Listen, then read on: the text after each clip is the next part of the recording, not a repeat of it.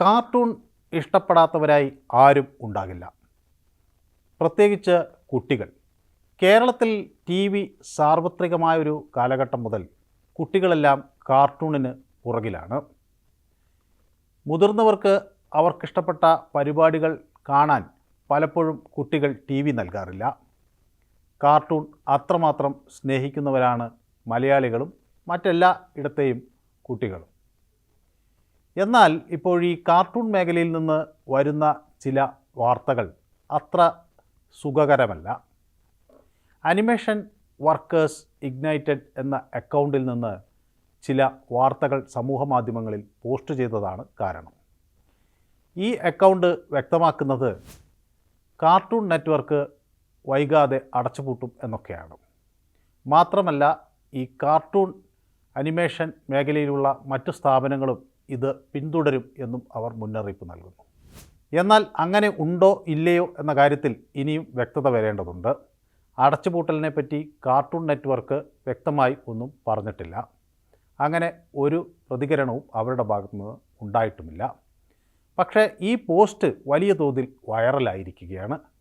കാരണം ഈ 90കളിലെ കുട്ടികൾ പലരും കാർട്ടൂൺ അത്ര കണ്ട് ആസ്വദിച്ചവരാണ്. അവർ പലരും ഇന്ന് മുതിർന്ന ആളുകളൊക്കെയായി മാറിക്കഴിഞ്ഞിരുന്നെങ്കിൽ അവർക്ക് ഇപ്പോഴും കാർട്ടൂൺ വലിയ ഇഷ്ടമാണ്. ടോം ആൻഡ് ജെറിയും ഡൊണാൾഡ് ഡക്കും അതുപോലെ ഒട്ടനവധി കഥാപാത്രങ്ങൾ നമ്മുടെ മനസ്സിൽ ഇപ്പോഴും നല്ലവണ്ണം അത് ശോഭിച്ചു തന്നെ നിൽക്കുന്നു. അപ്പോൾ കാർട്ടൂണുകളില്ലാത്ത ഒരു ലോകം നമുക്ക് സങ്കല്പിക്കാൻ പോലും പറ്റില്ല എന്നത് ഒരു വസ്തുതയാണ്. ഇവിടെ കാർട്ടൂണുകളുടെ ഒരു അവസാനം എന്ന തരത്തിലേക്ക് ആണോ എന്ന സംശയങ്ങളും ചില കോണുകളിൽ നിന്ന് ഉയരുകയാണ്. ഈ കോവിഡ് ബാധിച്ച ഒരു കാലം ഉണ്ടായിരുന്നല്ലോ നമുക്കിടയിൽ. ആ സമയത്ത് കാർട്ടൂണുകൾക്ക് വലിയ പ്രാധാന്യമുണ്ടായിരുന്നു. കാരണം മറ്റ് പല സിനിമയോ അല്ലെങ്കിൽ അങ്ങനെയുള്ള ആസ്വാദന മേഖലയ്ക്കൊക്കെ തിരിച്ചടി നേരിട്ടപ്പോൾ കാർട്ടൂണുകൾക്ക് വലിയ പ്രശ്നമുണ്ടായിരുന്നില്ല. കാരണം കോവിഡ് കാലത്തും വീട്ടിലിരുന്നും ഓഫീസിൽ ഏതെങ്കിലുമൊക്കെ ഒറ്റപ്പെട്ടിടത്തിരുന്നും ആളുകൾക്ക് കാർട്ടൂൺ നിർമ്മിക്കാൻ കഴിയുമായിരുന്നു. സിനിമാ ചിത്രീകരണമൊക്കെ അത്ര എളുപ്പമായിരുന്നില്ല, അല്ലെങ്കിൽ സീരിയൽ ചിത്രീകരണം എളുപ്പമായിരുന്നില്ല.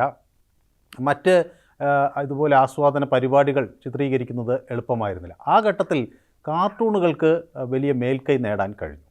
ഇത് ഈ പോസ്റ്റിൽ അനിമേഷൻ വർക്കേഴ്സ് വ്യക്തമാക്കുന്നുണ്ട്. അപ്പോൾ കോവിഡ് കാലത്ത് വലിയ നേട്ടമുണ്ടാക്കിയവരാണ് ഈ അനിമേഷൻ ഇൻഡസ്ട്രിയിലെ നിക്ഷേപകർ എന്ന് അവർ പറയുന്നു. അങ്ങനെയുള്ള ആ വ്യവസായ പ്രമുഖർ വലിയ ലാഭമുണ്ടാക്കിയതിന് ശേഷം പിന്നീട് ഈ തൊഴിലാളികളെ കൂട്ടത്തോടെ പിരിച്ചുവിടുന്നു എന്നാണ് അവർ പറയുന്നത്.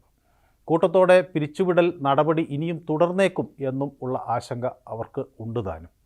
അപ്പോൾ പലരുടെയും ജോലി നഷ്ടമാകും, ഒരു റെക്കോർഡ് തലത്തിലേക്ക് ഈ പിരിച്ചുവിടൽ നീങ്ങുന്നു എന്നൊക്കെയാണ് അവർ പറയുന്നത്. അത് എല്ലാവർക്കും വലിയ ആശങ്കയുണ്ടാക്കുന്നു. കാരണം അനിമേഷൻ മേഖലയിൽ തൊഴിൽ സാധ്യത അന്വേഷിച്ച് അത്തരം വിദ്യാഭ്യാസം നേടിയ ഒട്ടനവധി യുവാക്കൾ ഒക്കെ നമുക്കിടയിലുണ്ട്. അപ്പോൾ അവരെയൊക്കെ സംബന്ധിച്ചിടത്തോളം ഇത് അത്ര ഒരു ശുഭകരമല്ലാത്ത, അല്ലെങ്കിൽ അത്ര ഒരു അല്ലാത്ത ഒരു വാർത്തയാണ്. സ്വാഭാവികമായും ഇത് എന്തുകൊണ്ടാണ് എന്ന ചർച്ചകൾ എല്ലായിടത്തും വരികയാണ്. പലരും അവർ കണ്ട കാർട്ടൂണുകളെ പറ്റിയൊക്കെയുള്ള പോസ്റ്റുകൾ ഈ സാമൂഹ്യ മാധ്യമങ്ങൾ പങ്കുവയ്ക്കുന്നു. ചിലരെ പണ്ട് പത്രങ്ങളിലൊക്കെ കാർട്ടൂൺ നെറ്റ്വർക്കിൽ അന്നുണ്ടാകുന്ന പരിപാടികളെ സംബന്ധിച്ച് നൽകിയ വിശദീകരണങ്ങളെ, അല്ലെങ്കിൽ അതിൻ്റെ പ്രോഗ്രാം ഷെഡ്യൂളുകളെ പറ്റിയൊക്കെ അന്ന് പത്രങ്ങളിൽ വന്ന വിവരങ്ങൾ ഒക്കെ ഇപ്പോൾ കട്ട് ചെയ്ത് സാമൂഹ്യ മാധ്യമങ്ങളിൽ പങ്കുവയ്ക്കുകയാണ്. അപ്പോൾ ഒരു കാർട്ടൂൺ കാലം എല്ലാവരും ഓർത്തെടുക്കുകയാണ്. അപ്പോൾ കാർട്ടൂണുകൾ നഷ്ടമാകുന്നു എന്നത് അത്രമാത്രം ആളുകളെ വേദനിപ്പിക്കുന്നു എന്ന് അതിൽ നിന്ന് വ്യക്തമാണ്. ഏതായാലും ഈ വ്യവസായ മേഖലയിൽ എന്താണ് സംഭവിച്ചത് എന്ന് വ്യക്തമാകേണ്ട ഒരു സാഹചര്യമാണ് ഇനിയുള്ളത്. അപ്പോൾ തൊഴിലാളികളുടെ ഒരു ആരോപണം ഈ കോവിഡ് കാലത്തൊക്കെ അവരെ ഉപയോഗിച്ച് വലിയ സാമ്പത്തിക നേട്ടമുണ്ടാക്കിയ ഉടമകൾ ഇപ്പോൾ അവരെ മറക്കുന്നു എന്നതാണ്.